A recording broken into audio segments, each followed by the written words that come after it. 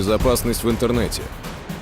В настоящее время во всем мире наблюдается резкий рост инцидентов в области информационной безопасности, которые имеют широкое распространение и приобретают угрожающий характер. Компьютерные злоумышленники и мошенники используют интернет для похищения информации, извлечения незаконной прибыли, причинения вреда конкурентам. Ежедневно появляются новые жертвы хакеров и прочих сетевых хулиганов, чаще всего пострадавшие от собственной неосведомленности.